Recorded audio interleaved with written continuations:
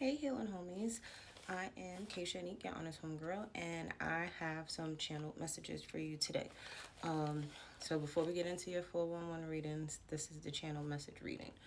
Why does it look like I have a dot on my forehead? I don't know. But anyway, it says, why do you give your golden cookie away to a man who doesn't want a wife, doesn't want to be a father, nor doesn't want to be a husband? Men that do and show it deserve the golden cookie. Now that goes back to the reading I did yesterday about your golden cookie and how your essence helps elevate men, right? So it's like when I was channeling these messages, and it's so funny because it felt like only women were coming to me, giving me these downloads, because all my notes that I wrote today pertain to women mostly, but I was also guided to let men know, just reverse it, because sometimes there are men that are more in tune with their divine feminine energy and versus their masculine energy, and then they get mistreated by women who are more so in their masculine energy. So even my guys, do not give that divine D to just any old body, because at the end of the day, when you guys do sex, I'm kind of talking over things because I don't want my video to get muted like it did yesterday and cut halfway through the reading. You know, don't engage with people that, one, can't afford the consequences of sex, is honestly what they were saying, because it's like, why would you bring a child into a world of struggle? That's selfish. And a lot of times, there are, not all, but there are some people out there that like to trap people. Those are selfish reasons. You're bringing a child into this world. This is a living human being that's going to have a human experience. Whether that experience is good or bad, depending on who you chose to be the father or the mother of your children. I also had here, sometimes the answer is outside of what you are familiar with. Change your location, state, town, country. Okay, so for some of you guys, where you're located is not the best place to be to find that perfect mate to start a family with. Okay, some of you are going to have to go outside of those 4 blocks that you live on, outside of that town, out of that city, out of that state, out of that country for some of you, okay? Especially if you have like Sagittarius placements, heavy on the Venus, heavy on Sagittarius in the 7th house. Just even Sagittarius personalities anyway, they like something outside of themselves. They like something different, okay? And that's a thing with, just when I think of Sagittarius, I think of explorers almost. I think of people that go exploring and wanting to experience different things to obtain some type of knowledge, the sage.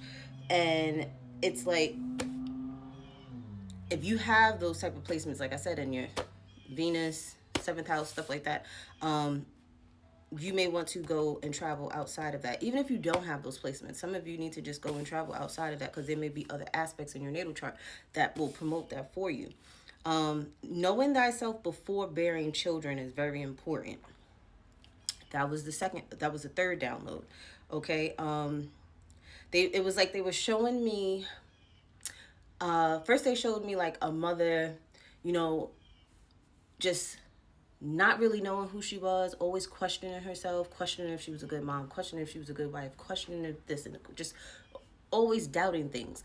And it's like and then they showed me like a woman who knew herself, who had goals and aspirations and dreams and accomplished some things. And then she bare children. And then it was like she knew how to continue to still be herself, because she still is who she is. And then she also knows she has other hats to wear, like being a mother. She makes time for that. Being a wife, she makes time for that type of energy. And then it kind of, and the thought that I had was of one of my daycare moms. I love this woman. She is so beautiful. She she is like the embodiment of like, I know exactly who I am. I know how to balance out every hat that I wear. I will still enjoy life. I'm still going to do what I need to do for me first, and then I'm going to do for everybody else. And I love that about her. Okay. And I'm pretty sure her husband loved that about her. Whereas, like, she didn't lose herself. She kept going to the gym. She kept going to the spa, getting her massages. She kept getting her hair done. But these were things that she was always doing. You get what I'm saying? Like, she had that lifestyle before she met, her husband and things like that. And it's just like, I loved just being surrounded by different women, because especially with me not having my mom around, because she passed away when I was 1, just being around, I had to put myself around different women to know the type of characteristic traits women had, and I picked and chose like different things that I wanted to embody for myself. And when I would meet different women, I would always just analyze them, seeing their mannerisms and things like that. And it's just like, oh, okay, because I had to basically teach myself how to be a woman.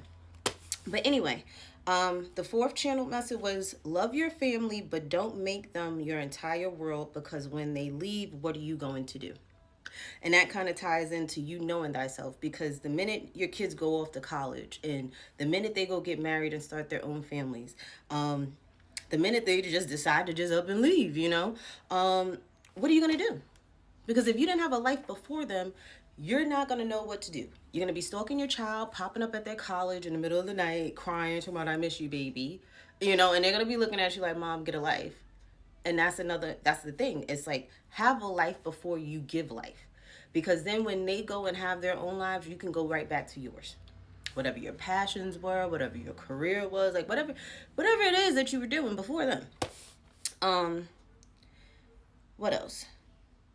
And they were saying too, it also keeps your man on his toes, okay? Because it's like, it's like you're focused on your husband or your spouse or whoever you're with, your partner, but you're not focused on them. And men don't like being the main focus sometimes, because a lot of times they like to have their freedom. They like to just go and scratch their balls and do whatever they do, okay? They don't want to be all snuggled up and clingy all the time. They want you to have a life for yourself. So it's always good to have that. The 5th channel message was, pay attention to the good, the bad, the ugly. There are lessons and blessings in all of them. Okay, so what I got from that channeled message was, when you can see the good, the bad, the ugly, okay, in a person, place, or thing, you basically know how to maneuver, how to react, how to adapt, how to, just play the game almost, okay, without you getting caught up or tied up and having your whole nervous system out of whack, right? And when you see the lessons and the blessings and things, that's when you start building your intuition more, your discernment more. Because what'll happen is those lessons, you're going to spot them right away. You're going to be like, oh, you a lesson. I don't even have to learn that whole lesson. Matter of fact, have a nice day. And you're going to go about your business, because you're going to know certain things are blessings and then certain things are lessons. And discernment is you already learning the lesson before you have to go through the entire lesson, okay? Now 6, and then I'm going to have to do a part 2 because I have a whole nother page. It says, always let them come to you, and when they do, you watch them and pay attention to how they make you feel. You are an emotional person. Your feelings matter, and they should matter to them. They will only have you crying tears of joy, okay? So your partner, someone that cares about you, someone that loves you, this even goes for family and friends and other relationships. Pay attention to how people make you feel, especially women, because we're emotional beings, right? We're more tuned into our emotions. And even if you're not, you still have to have a balance of masculine and feminine energy within you, right? You have to have some type of level of emotional intelligence, and you want your partner to have some type of level of emotional intelligence as well, because sometimes we may not always see how we are towards other people. We can't perceive ourselves in a way. So there's a need for someone to basically see you, make you feel